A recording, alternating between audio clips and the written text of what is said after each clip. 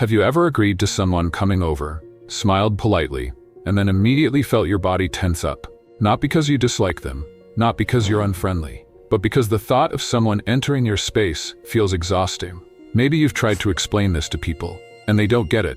They say things like, "But they're your friend. It's just for an hour." Or, "You don't have to do anything special." But that's not the point. The issue isn't what you have to do, it's what happens inside you the moment someone crosses your threshold. Psychology shows this reaction is far more common and far more meaningful than people realize. It's not rudeness, it's not necessarily introversion, and it's not about the specific person coming over. It's about what home means to you and what happens when that meaning is disrupted. So if you've ever felt guilty for not wanting guests or wondered why something that seems simple to others feels so draining to you, this will give you clarity. Here's why some people genuinely hate having guests over. 1. Your home is a psychological safe zone. For you, home isn't just where you live, it's where your nervous system finally relaxes. The silence, the lighting, the routines, everything is calibrated for recovery. When you walk through your door at the end of the day, your shoulders drop, your breathing slows. That's not just relief, that's your nervous system recognizing, "I'm safe now." When a guest arrives, even a welcome one, that balance shifts. But the system is disrupted. Suddenly you're aware of things you normally never think about. Are they comfortable? Is the temperature okay? Is the noise level right? Do they need anything? Psychologists describe this as strong territorial comfort. For some people, home is just a location. For you, it's a therapeutic environment. Having someone in that space is like having someone watch you meditate. Even if they're quiet and respectful, their presence changes everything. This isn't being controlling. It's your brain protecting the one place where it can fully decompress. Outside your home, you adapt. Inside it, you finally get to be. And when guests come over, that boundary collapses. 2. Hosting forces constant self-monitoring. In the world, you're socially aware, polite, attentive. At home, you stop performing. You don't monitor tone. You don't manage impressions.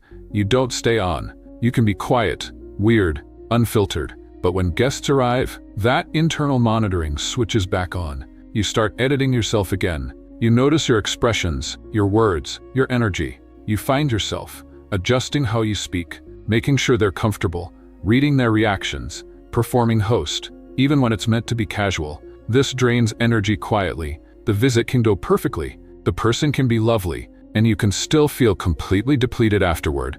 Psychologists call this impression management. It happens in public spaces. For you, having guests turns your private space into a public one, and that costs energy you were planning to conserve. 3. Silence is how you recharge. For you, silence isn't emptiness, it's fuel. Quiet lets your thoughts settle, and your emotions regulate naturally. Conversation, even pleasant conversation, interrupts that.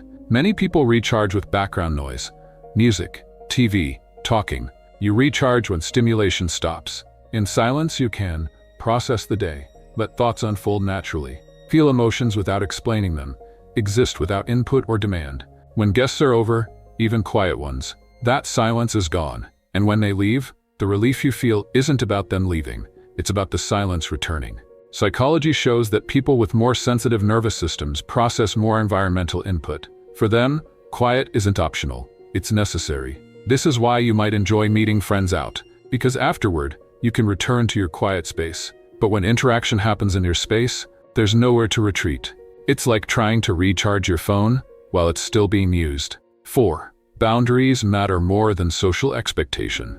You don't push people away. You protect your space. You prefer neutral locations because they allow connection without sacrificing emotional safety. For you, boundaries around your home aren't flexible. Because your home isn't just a place. It's your primary coping mechanism. Sometimes this comes from earlier experiences. Homes where guests meant tension, scrutiny, unpredictability. The brain learns quickly. Once a space becomes associated with safety, it becomes something worth defending. Modern social norms expect homes to be social spaces. For you, that expectation feels like being asked to give up your safe zone for the sake of politeness. So you make a different choice. You'll be social elsewhere. Your home stays yours. That's not selfishness. That's self-preservation. 5. You experience social hangovers more intensely. After guests leave, most people feel fine. You feel depleted, overstimulated, drained, like you need hours or a full day to feel normal again. Your nervous system has been on the entire time, monitoring, adjusting, performing. When the stimulation stops, your system crashes. That's not weakness, that's awareness. You know what drains you, and you respect your limits. That's psychologically healthy.